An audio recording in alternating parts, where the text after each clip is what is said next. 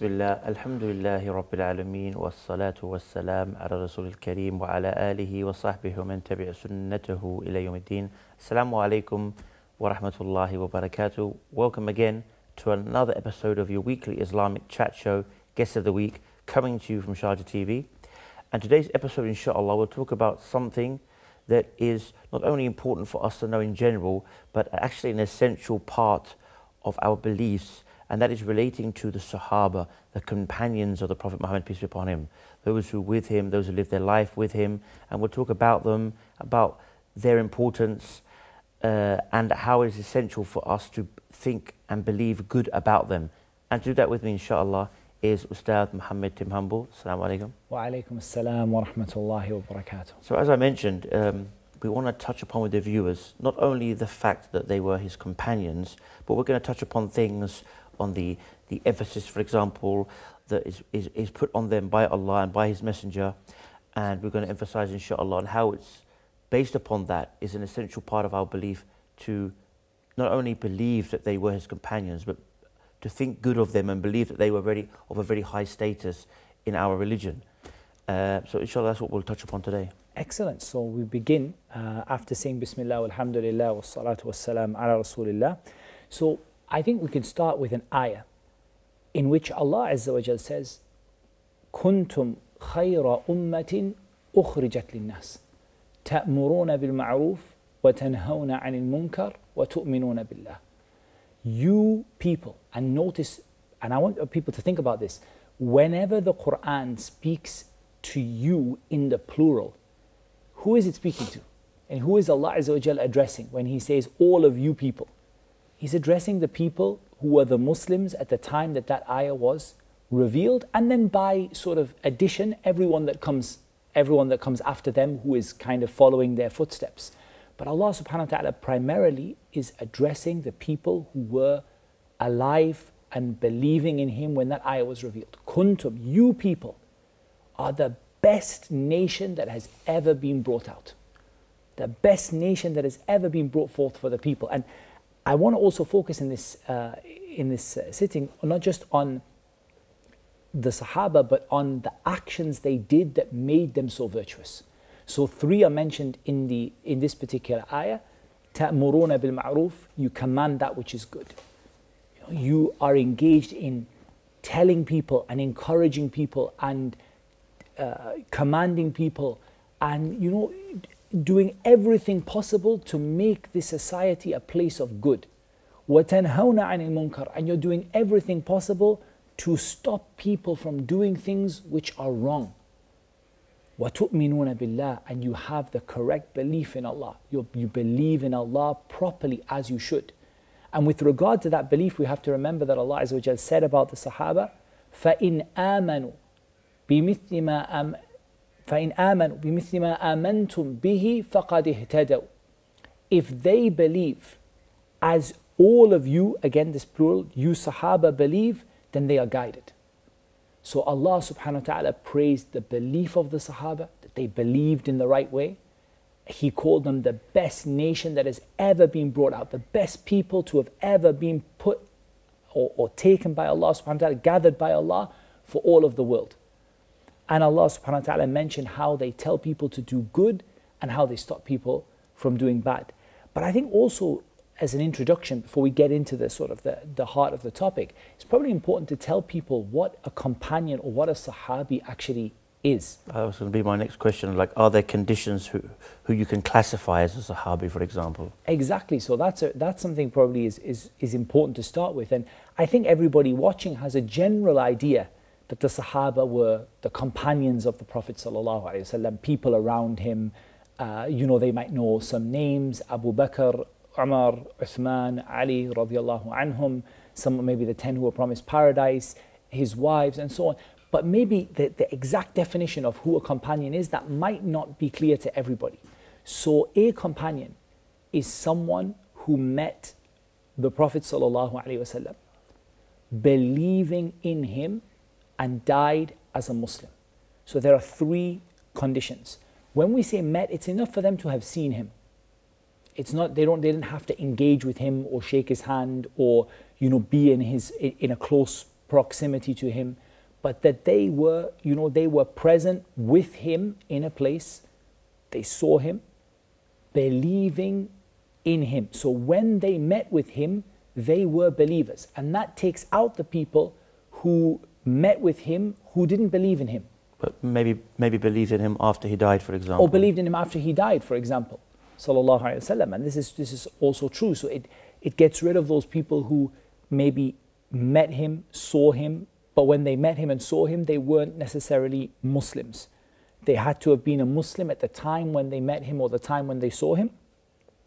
And the third condition is they must have died as Muslims, because that takes out a certain very small group of people who saw him believing in him, but who later on, some of the tribes in the desert, what have you, and they sort of went away from Islam before they died. So those three things make a Sahabi.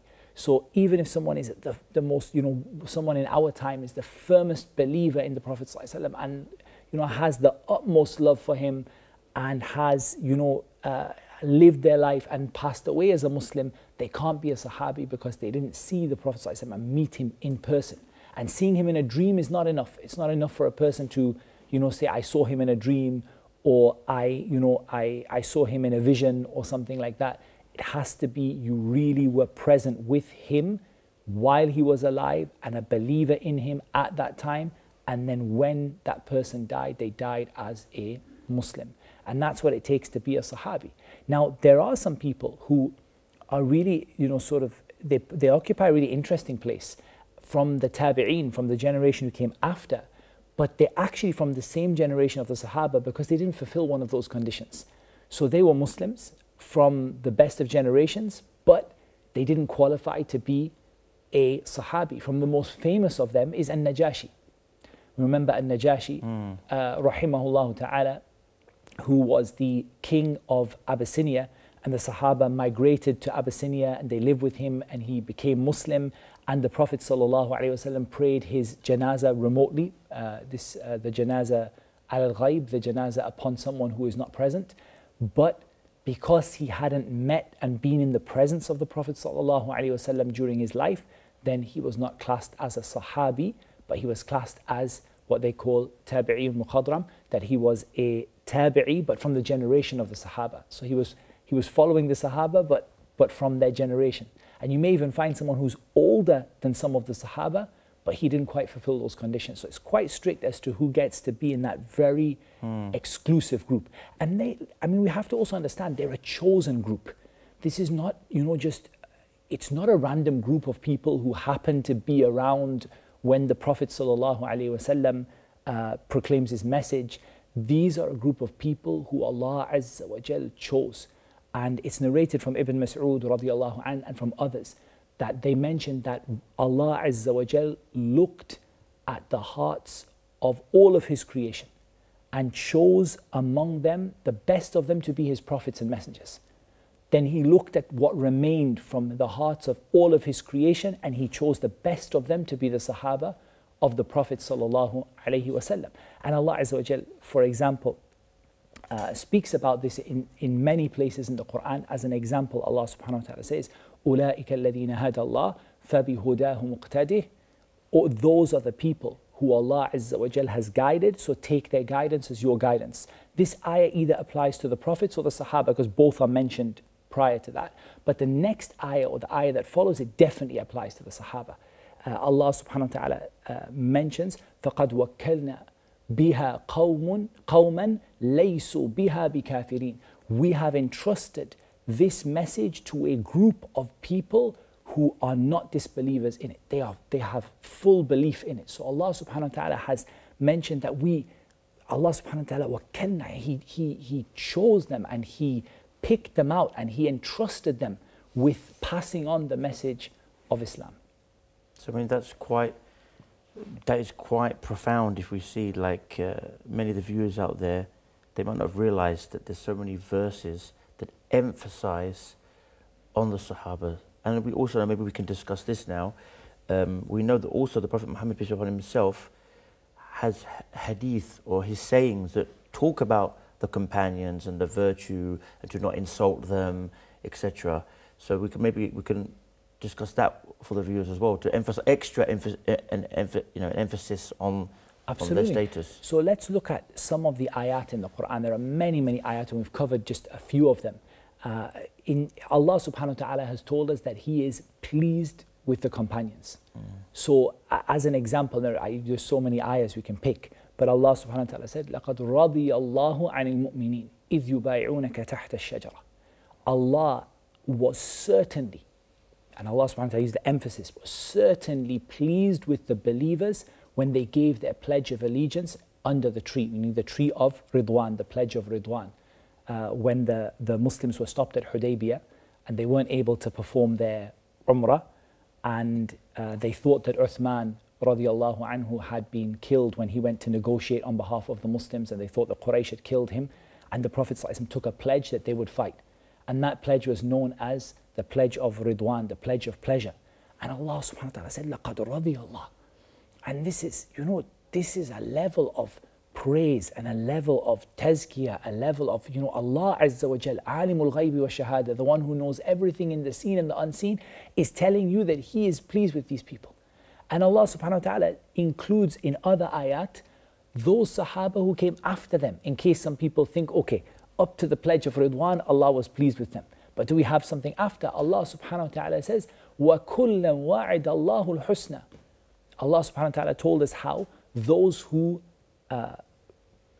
supported the Prophet ﷺ and they spent from their money before the conquest of Makkah had a level above those who came after. And then Allah Azza wa Jal says about all of them, وَكُلًّا, all of these Sahaba, وَعَدَ اللَّهُ الْحُسْنَى, Allah promised them Jannah. And Allah doesn't break His promise. So this is something that is, subhanallah, that Allah Azza wa Jal has said He is pleased with them. Allah subhanahu wa ta'ala told us that He has promised all of them Jannah, regardless of whether they came before the conquest of Makkah or after the conquest of Makkah. Allah subhanahu wa ta'ala spoke about how they are the best of people. Allah subhanahu wa ta'ala told us that if we believe as they believe, our belief is correct. And we could pick, I actually saw an article just earlier when I was researching for the program, which talked about 100 ayat which praise the Sahaba in the Quran. And Allah Azza wa Jal doesn't repeat His sort of a point in the Quran again and again and again, except because of how important that point is. To establish it, or to make it, to emphasize on the importance of that. To tell you that this is very important. And what we see in the Quran coming again and again and again is the importance of the Sahaba, is the virtue of the Sahaba, the position of the Sahaba, and how we have to follow the Sahaba. So there are many ayat that talk about this, about how we need to follow the Sahaba. For example, Allah Azza wa Jalla said, وَمَن يُشَاقِقِ الرَّسُولِ مِن بَعْدِ مَا تَبَيَّنَ لَهُ الْهُدَى وَيَتَّبِعْ غَيْرَ سَبِيلِ الْمُؤْمِنِينَ. Allah subhanahu wa ta'ala told us about the one who يُشَاقِقِ الرَّسُولِ. He opposes the messenger. He goes and splits and takes a different way from the messenger. And he follows a way other than the way of the believers. So again, Allah Azza wa Jalla is saying that if you follow a way other than the way of the Sahaba, then Allah Azza wa Jalla told them that we will entrust you to what you have been given, وَنُصْلِهِ جَهَنَّمْ, and put him into Jahannam. What an evil destination. On that point, I'll just hold you there, inshallah. Please join us after this short break.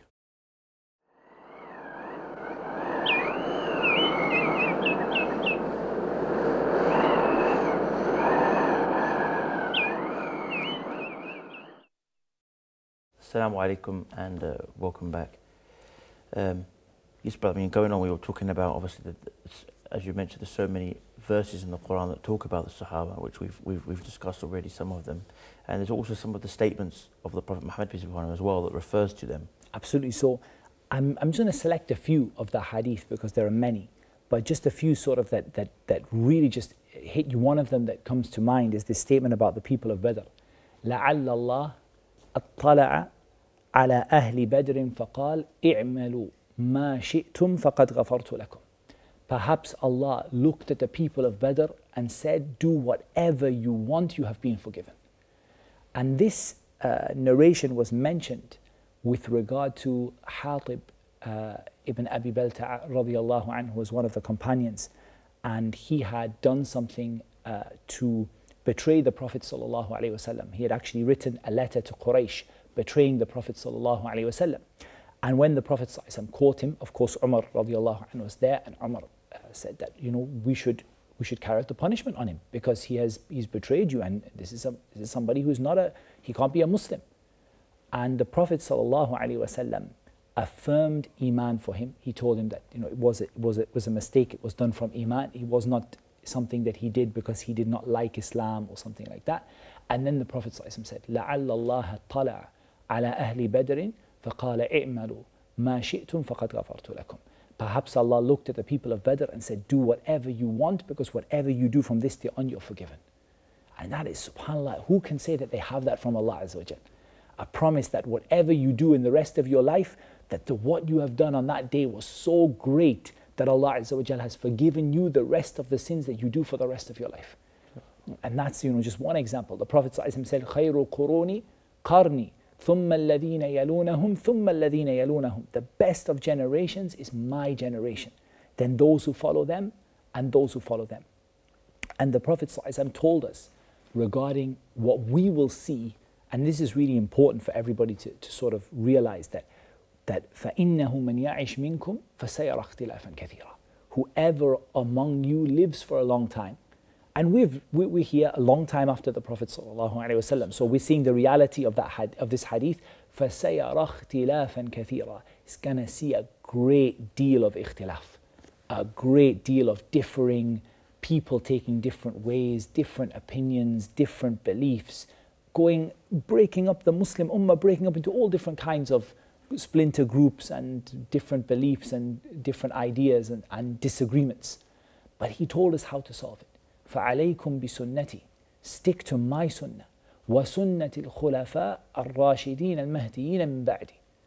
And the sunnah of the Khulafa al-Rashidin.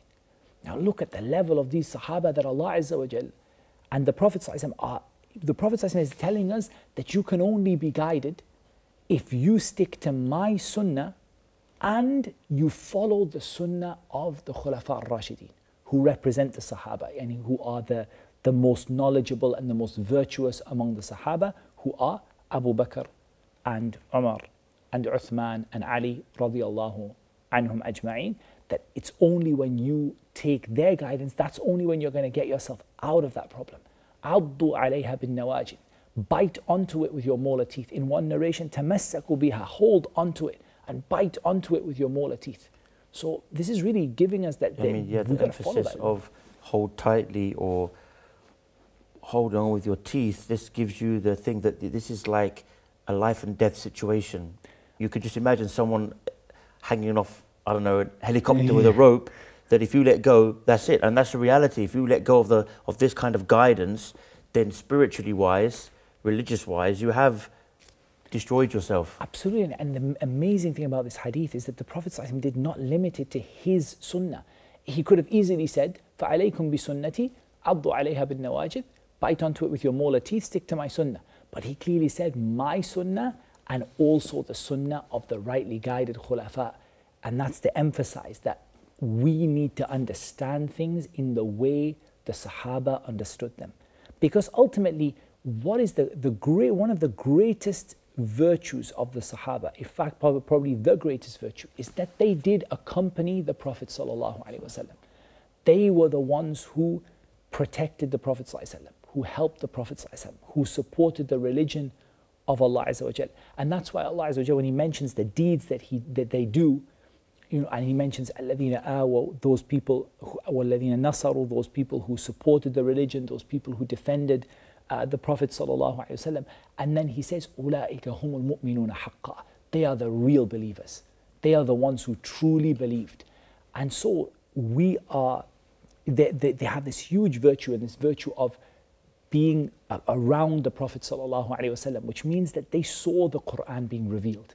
They didn't read an ayah and then pick up Tafsir ibn Kathir and go through and try and understand what the ayah meant. They were there when the ayah was revealed. They saw, the ayah was often revealed about something to do with them, or a situation they had been through.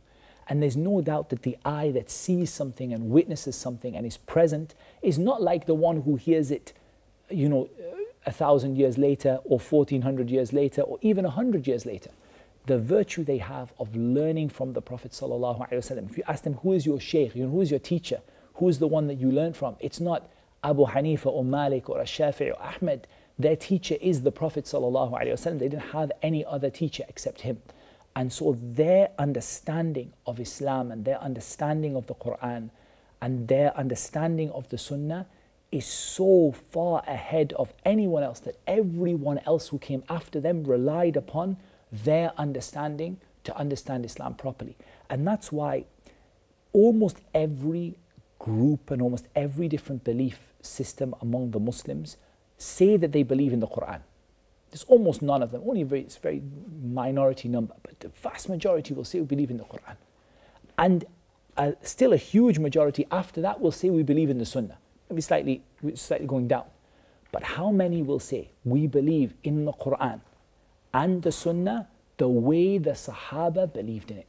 And so when anyone comes to you and brings to you an ayah, for example, out of the Quran, or brings you a hadith and tries to sort of, give you a meaning that you don't understand, or tell you something that seems to be wrong or seems to be extreme or strange, what we do is we go back and say, how did the Sahaba understand this? How did the Sahaba understand this? And if we understood the ayah like they understood it, we know that the understanding is right. But if we've got an understanding of the ayah which is different from the way that the Sahaba understood it, then we realize that something is fundamentally wrong in that understanding, and we have to reject it and walk away from it.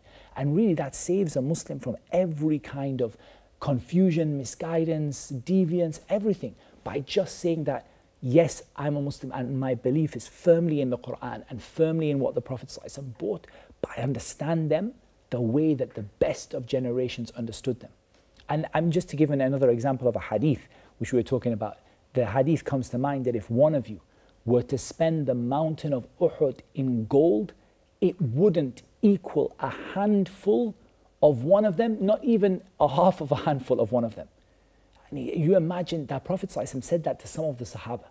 This is the amazing thing about this hadith. The Prophet ﷺ said this hadith to some of the Sahaba, that if you compare yourselves to the earliest of the Sahaba like Abu Bakr, that if one of you were to give the mountain of Uhud in gold, it wouldn't even equal a handful of one of them, and not even less than that.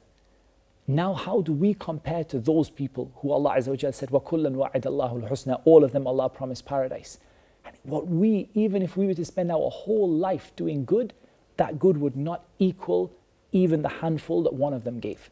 And if you think about it, they are rewarded for all of the good that we do. And the reason for that is they were the ones who brought Islam to the world, right? So Islam spread to these countries in the world, and we come from a country that's very far away from where the Prophet ﷺ was born and was raised and delivered his message.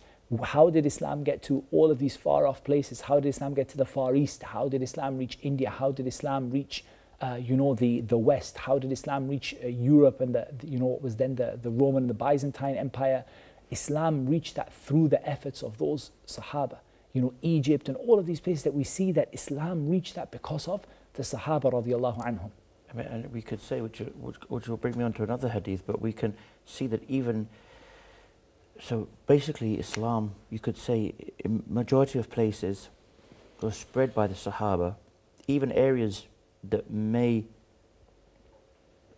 not believe in the Sahaba as such, or may even insult the Sahaba or doubt in them being real Muslims. In reality, they're Muslims because of the same Sahaba that they doubt or don't even consider to be believers, which is quite interesting. But that reminds me of, I believe there's a hadith along the lines of "La tusibbu ashabi," do not insult my companions. Absolutely. And this is the first part of the hadith that we mentioned earlier regarding the mountain of Uhud. La tasubbu ashabi. Don't insult don't revile my companions. Don't insult my companions. And in reality, like the Prophet ﷺ said in another hadith, that loving the Ansar is a sign of Iman, and hating the Ansar is a sign of Nifaq. So when you love the Sahaba, and the Ansar are one of the groups of the Sahaba, the love of the Sahaba is a sign of your Iman. And hatred of the Sahaba is a sign of hypocrisy. And it may even reach the point of hypocrisy, which is nifaqun i'tiqadi, like major hypocrisy which takes you outside of Islam. It may even reach that point if someone has a hatred of the Sahaba as a whole, or for who they were, or generally, casts them as disbelievers. Then this is nifaqun i'tiqadi. This person becomes a munafiq in reality, يعني في الدرك الأسفل من النار, in the lowest part of the hellfire, because this is a person who has hatred for the people who the Prophet ﷺ loved. And if you look at how much the Prophet ﷺ loved them, the Prophet ﷺ was asked, who is the most beloved of the people to you? He said, Aisha. They said, from the men, he said, her father. Look at the love the Prophet ﷺ had for his companions, radiallahu anhum. And that's why we say after their names, always we say, radiallahu anhu, radiallahu anha, radiallahu anhum. May Allah be pleased with him, with her, with them, because of the love the Prophet ﷺ had for them. And reviling them and cursing them and criticizing them is something you'll not find from a believer. And that's why the Prophet ﷺ made a sign of your iman, loving them, and a sign of hypocrisy is hating them. And there are many ahadith in this regard about individual Sahaba, like people like Abu Hurairah, who the Prophet ﷺ made dua for the people to love, about people whom the Prophet ﷺ said that I love you to them from among the Sahaba, and about those generally when the Prophet ﷺ said, do not revile, do not curse, do not speak ill of my companions. And the people who have taken the proper belief on and continued that on throughout the generations have always held that to be a major part of their belief, that you don't speak ill of the companions or say anything bad about them. Now, a lot of people may bring up certain instances or events or things that happened which may lead to confusion. And what I would say is, just as a general principle, is, first of all, don't believe everything that you read, especially in history. Because as you know, I think there's a saying, you might correct me on this, but there's a saying in English that history is written by the victor, or something along those lines. Yeah, something along those lines. So effectively, history is historical events. I mean, we're not talking about hadith and things like that.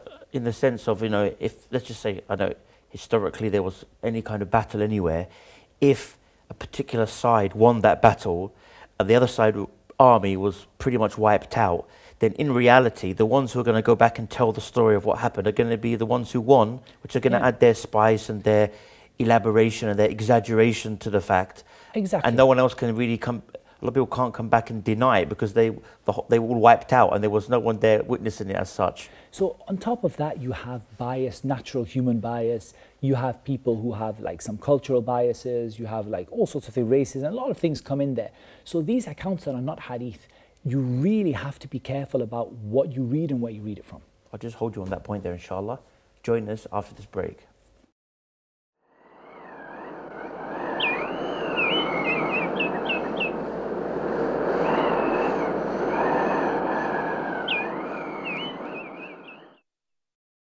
Assalamu alaikum and welcome back.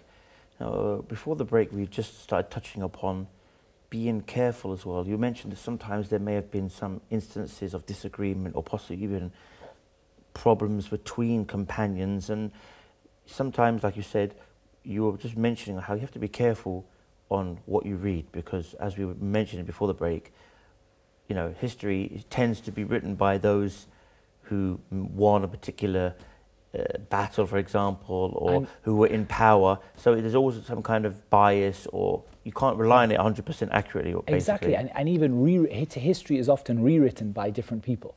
And that's why history in Islam doesn't have the same level of authenticity as ahadith, narrations passed on. There are narrations from the companions, narrations from the generation after that are very reliable. But there's, history books you might read that may speak ill of certain companions and what they did. The first thing is Allah Azza wa Jal tells us, Ya ayyuhal ladhina amanu in ja'akum fasiqun binaba'in fatabayyanu an tusibu qawman bijahala fatusbihu ala ma fa'altum nadimin. O you who believe, if a disobedient person comes to you with some news, check it out, make sure of it, so you don't harm a people out of ignorance and then become regretful over what you've done. It's so easy for a person to become regretful because they've read something in a book somewhere or a newspaper article that might not have even been written by someone who is even religiously oriented. Just it's in a newspaper article and they mention something bad about one of the companions, and it's just a story that is narrated. It has no chain of narration, it has no authenticity. It's found in one of the books of history that was written by a group of people who didn't really like the companions in the first place, and so on. So we have to be very, very careful about what we say. Because remember, if Allah Azza wa Jal said He's pleased with them, and Allah Azza wa Jal said He promised them paradise, and Allah Azza wa Jal told us to take them as an example and told us that we have to believe as they believe, then it is a huge thing for us to revile one of them, or to speak ill of one of them, or to say that this one was, plotting to destroy Islam, or this one was like this, or this one. This is something that you will only find from the later generations, and you find it in certain places. That's the first thing. And secondly, we have to understand that the Sahaba were human beings. This is on the other side. That even if they disagreed about certain things, they disagreed about matters which and I love the way that one of the poets described it, that the one who is fighting for the sake of Allah, and the one who is being fought for the sake of Allah. And the two of them are both doing what they are doing for the sake of Allah subhanahu wa ta'ala. They're not doing it for the dunya. These companions didn't care for the worldly life. They only cared for the akhirah. They cared for the hereafter. And so if they got into a disagreement and fought with one another, then they fought with one another for the sake of Allah. Each side genuinely believing that they were right. Now it doesn't mean that both are right, because they are human beings, and it's not the case. And we should make this a point, that there is a misconception that everything that any one of the Sahaba does is correct. This is a misconception. It comes from a fabricated hadith. My companions are like the stars of the sky. Whichever one you follow, you'll be guided. I mean, first of all, I don't even think that applies to the stars in the sky, but let alone the companions. But it's a fabricated hadith. The companions as a group, no doubt, what they did is absolutely correct. The Khulafa al-Rashidin were told to follow their sunnah. But individually, an individual companion as a person could make an ijtihad in a matter, like make a best effort to find the correct way of doing something, and might find out later that he made a mistake and then change it, as happened during the life of the Prophet ﷺ, and indeed after the death of the Prophet ﷺ, where you even have Abu Bakr and Umar changing their opinions when they said this is what we should do, and then one of the Sahaba comes and tells them something else, and they say, oh, okay, we're going to do something different. So individually, they are human beings. They can still make mistakes. They can still sometimes not try their best to come to the right opinion, and maybe not get the right opinion. But as a whole, as a community and a group, that's a different situation, because the Prophet ﷺ told us that my ummah will never agree upon misguidance. So the group of the Sahaba is different from an individual opinion. So we just wanted to sort of balance that out and be clear that just because one Sahabi held that opinion doesn't mean that opinion is necessarily the correct opinion, especially if other Sahaba held a different one. So you have one like this and one like that. But ultimately, whatever they did it for the sake of Allah, with the intention of getting near to Allah subhanahu wa ta'ala. And when we have that in mind, we realize that it's completely wrong to speak ill about them in anything that they did. Even the ones who we believe might have taken an opinion or done an action that might not have turned out to be the correct one. They did it for the sake of Allah Azza wa Jal, and Allah Azza wa Jal, how many times in the Quran said that He's forgiven them? How many times in the Quran said, لَقَدْ تَابَ اللَّهُ, Allah subhanahu wa ta'ala has accepted their tawbah. Allah subhanahu wa ta'ala praised them and their belief and promised them Jannah and so on. So ultimately, it is the fact that we may see a certain event in history or a certain minor thing that happened, that is not for us to then take that to a level where we start reviling even one of the companions on any issue. And generally you do see this happen a lot, even among people who are not known for it. We know there are certain people who are known for that and they've taken that as their religion. Their religion is reviling the Sahaba. But there are a lot of people who are not known for it but still fall into it through these things. And you get some also false hadith, fabricated hadith, and they sort of cling on to them and they start using them. So it's very important that we speak only good about the Sahaba. It's interesting because some aspects that people turn, for lack of better words, people away from the Sahaba possibly, or make them think bad things, is possibly some kind of clashes that happened, or fights as such that happened between them. But we know that there's a verse in the Quran that says that if two parties from amongst the believers fight, then فَأَصْلِحُوا بَيْنَهُمْ. So basically, Make peace between make peace between them. And the interesting part here is that Allah calls if two parties of believers, doesn't even say Muslimin, He says mu'mineen, like true believers. So that does show as well that that's not evidence for you to say, if this person clashed with this person and this group were more upon the truth, these were really in reality the more correct people. Therefore those people cannot be Muslims, cannot be believers, because Allah says, and that's about general people, that if a group of believers fight with each other, so make peace between them. Absolutely. So if Allah is referring to the general believers that could have some kind of clashes to make peace between them, then what about the Sahaba? That even more so, that could happen, and it doesn't mean they're no longer believers. And the Prophet ﷺ himself spoke about that. So the ayah is in Surah Al-Hujurat, in which Allah Azza wa Jalla said, وَإِن طَائِفَتَانِ مِنَ الْمُؤْمِنِينَ اقْتَتَلُوا فَأَصْلِحُوا بَيْنَهُمَا فإن بغت إحداهما على الأخرى فقاتلوا التي تبغي حتى تفيء إلى أمر الله فإن فاءت فأصلحوا بينهما بالعدل وأقسطوا إن الله يحب المقسطين. Allah Azza wa Jalla told us that if two groups of the believers fight against each other, make peace between them. And if one of them does transgress against the other, still a believer, but they do something wrong against the other one, then fight against the one that does something wrong until they return to what Allah subhanahu wa ta'ala has commanded. And when they return, then make peace between them in justice and be just, because Allah loves those who are just. But the Prophet ﷺ applied this to the Sahaba, because one day he saw Al-Hasan ibn Ali radiallahu anhuma, may Allah be pleased with them both, and he picked up Al-Hasan and he took him onto the mimbar and he said, Inna ibni hadha sayyid, this grandson of mine is a leader, and he is going to make peace between two great groups of the believers, two great groups of the Muslims. So the Prophet ﷺ said that he knew about, or Allah Azza wa Jalla told him some of what would happen among his companions after, and that is why in another hadith it is mentioned that the Prophet ﷺ told us that the stars are the guardians of the sky, and when the stars disappear, the sky will get what has been promised. And I am the guardian of my companions, and when I go, my companions will get what they are promised, and my companions are the guardians of my ummah, and when they go, my ummah will get what it is promised. Meaning that when the Prophet ﷺ went as that unifying teacher, of course there were going to be some disagreements, while still keeping that, the proper Islamic etiquettes and the love between each other.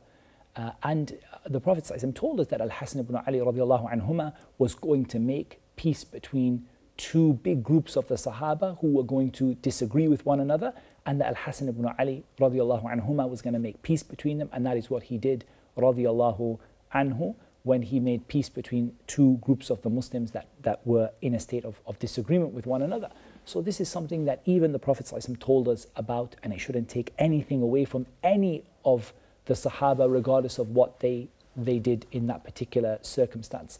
And there's no doubt that the latter part of the hadith definitely applies to us, that when the companions went away, in reality that is when the ummah started to have its problems, its disagreement in belief, different groups and sects and ideologies and misguidance and extremism. All of them came when the companions were taken from the earth by Allah subhanahu wa ta'ala and they passed away. That is when the reality happened to the Muslims, that the Muslims began to become extremely divided and so on. Over time, of course, because the Tabi'een were the best generation after them, and there was a lot of good in them and so on. But you see it starting to increase and increase and increase, and we only complain to Allah of the situation that we live in now, with all of the different beliefs and things that exist among the Muslims and disagreements. But ultimately we have to understand, the more we go back to those companions and we go and return back, and we try to bring the Muslims together based upon what the companions believed, then that is what is going to bring about a correction of the situation the Muslims are in, and an improvement of the situation of the ummah, and to remove the weakness and the problems that it's going through. This will happen when the Muslims go back to the way that the Sahaba were radiallahu anhum, because they were that unifying, that unifying force among the nations, that they brought all of these people together. And Allah Azza wa Jalla tells us about this in Surah Al-Anfal, if I'm not mistaken. لو أنفقت ما في الأرض جميعا ما ألفت بين قلوبهم ولكن الله ألف بينهم. Allah Azza wa Jalla وألف بين قلوبهم. Allah Azza wa Jalla gathered their hearts together, the hearts of the companions. And He said, that, O Muhammad sallallahu alaihi wasallam, if you spent all the gold in the world, everything that was in the world, all the wealth in the world, you would not have been able to bring these people's hearts together, but Allah brought their hearts together. They were really ikhwana, yani brothers for Islam, that they had that brotherhood of Islam together because of the fact that their belief and the way that they did things was one way. And that's why when we call people, invite people to learn about them and study their lives and their history, so that we can go back to the way that they were and we can get the same rectification that they got. I mean, I think we're coming to the end of the show, but I think we've heard so much in this show that shows the status from the ayat of the Quran. We haven't mentioned all of them. We've seen hadith that show the status of them, and not to insult them, and to stick to their guidance, and to, as you mentioned, to hold on, like literally for your life. You know, the emphasis of holding on by your teeth means that, no matter how, just bite on and never let go kind of thing, literally. You say bite onto this and never let go of it. It literally means that. So we've seen the emphasis on that, and we've seen their status and their nobility. And we probably could talk about it for much longer, but we've come to the end of today's show. So may Allah reward you for coming on. And may Allah reward you all for tuning in. And inshallah, let's take this away. Maybe some of us had some misconceptions, some incorrect beliefs about the Sahaba and their place. This is a time for you really to kind of reflect, think, and look at the reality. And for us to read about their lives and their examples and how they lived, to improve us as, inshallah, as Muslims, and practicing the religion more correctly. And until next time, inshallah, same time, same place, I leave you as always with the greetings of Islam, which is the greetings of peace. Wassalamu alaikum wa rahmatullahi wa barakatuh.